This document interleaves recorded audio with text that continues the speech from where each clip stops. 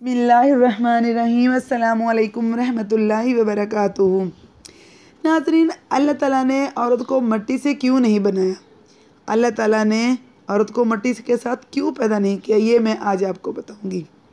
اللہ تعالیٰ نے جب حضرت آدم علیہ السلام کے ظہور کا فیصلہ کیا تو حضرت اسرائیل علیہ السلام کو حکم دیا کہ ایک مٹھی جو ہے وہ مٹی لے کر آئیں، خاک جو ہے وہ مٹی، جو خاک ہے نا وہ اس کو لے کر آئیں، ہر قسم کی مٹی لے کر آئیں، سرخ، سفید اور سیاہ زمین سے لائیں۔ حضرت اسرائیل علیہ السلام نے حکم کی تعمیل کی اور رنگ برنگی مٹی کی مٹھی زمین سے لے کر اللہ تعالیٰ کے حکم سے طائف اور مکہ کے درمیان رکھی۔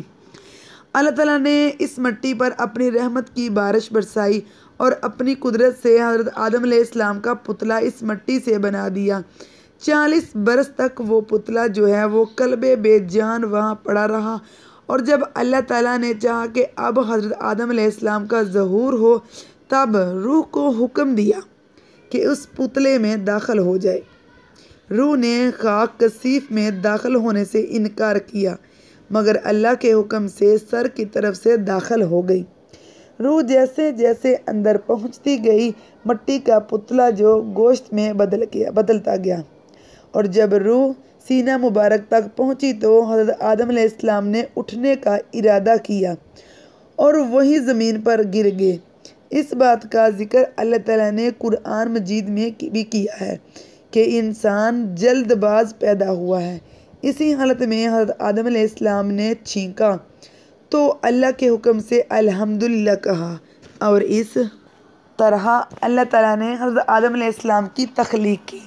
جب روح مکمل جسم میں داخل ہو گئی تو اللہ تعالیٰ نے ایک فرشتے کے ذریعے جنت سے لے کر جوڑا جو ہے وہ کپڑوں کا زمین پر بیچا، اور فرشتے نے حضرت آدم علیہ السلام کو تنہائی میں لے جا کر کپڑے پہنوائے، اور اللہ تعالیٰ نے اپنی رحمت سے حضرت آدم علیہ السلام کو عزت کے تخت پر بٹھایا۔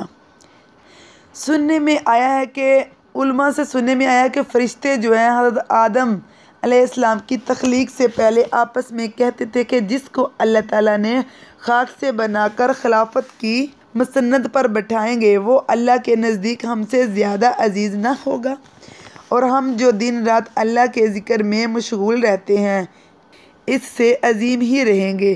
مگر جب اللہ تعالیٰ نے حضرت آدم علیہ السلام کو بنا دیا اور اپنی رحمت سے انہیں کچھ نام سکھا دیے تو حضرت آدم علیہ السلام کو فرمایا کہ فرشتوں سے ان ناموں کے بارے میں پوچھا، تو وہ جواب سے عاجز ہوئے اور اللہ تعالیٰ سے عرض کیا کہ پاک ہے تو، اور ہمیں صرف اس چیز کا علم ہے جو تو نے ہمیں سکھایا ہے، اور بے شک تو دانا ہے۔ تب اللہ تعالیٰ نے فرشتوں کو جو حضرت آدم علیہ السلام کے گرد صفے باندھے کھڑے تھے ان کو حکم دیا کہ وہ حضرت آدم علیہ السلام کو سجدہ کریں، اور فرشتوں نے فوراً سجدہ کیا، مگر ابلیس شیطان نے انکار کیا اور بولا میں آدم سے بہتر ہوں کیونکہ مجھے آگ سے بنایا ہے اور آدم کو مٹی سے۔ اس شیطان نے نافرمانی کی اور اللہ کی بارگاہ سے اللہ تعالیٰ نے اس کو نکال دیا گیا، اور حضرت آدم علیہ السلام آزادی سے بہشت میں رہنے لگے۔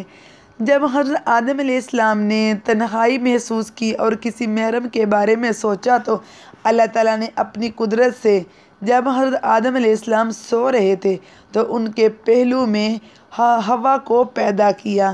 جب حضرت آدم علیہ السلام بیدار ہوئے تو ایک پاکیزہ عورت کو پاس بیٹھے دیکھا تو پوچھا کہ تو کون ہے؟ تب حضرت ہوا نے کہا کہ میں تیرے بدن کا حصہ ہوں اور اللہ تعالیٰ نے مجھے تیری پسلی سے بنایا ہے۔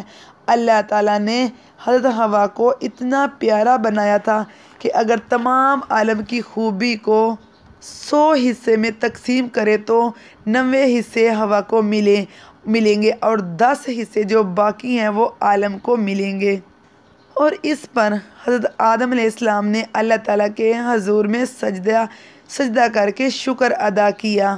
اللہ تعالیٰ نے حضرت آدم علیہ السلام کو حضرت حوا علیہ السلام کو بہت ہی پیارا بنایا، بہت ہی خوبصورت اللہ تعالیٰ نے حضرت ہوا کو بنایا تھا، آج تک کی جو ویڈیو ہے وہ میں جو ہے 2 پارٹ میں تقسیم کر رہی ہوں۔ آج جو میں آپ کو سنائی ہے وہ میں نے پارٹ 1 اور کل انشاءاللہ پارٹ 2 میں آپ کو اس کے ساتھ ملیں گے، کیونکہ ویڈیو کافی زیادہ لمبی ہو سکتی ہے، اس لیے میں نے کہا کہ چلے ہم اس کو 2 حصے میں تقسیم کر لیتے ہیں۔ امید کرتی ہوں کہ آپ کو ویڈیو بہت اچھی لگی ہوگی۔ اگر آپ کو یہ میرا ویڈیو اچھا لگا ہو تو اپنی پسندگی کا اظہار اور اس ویڈیو کو لائک اور شیئر کر کے کومنٹس کر کے ضرور کریں۔ اسی طرح کی مزید ویڈیو کے لیے ہمارے چینل کو سبسکرائب کریں۔ جزاک اللہ خیرا کثیرا۔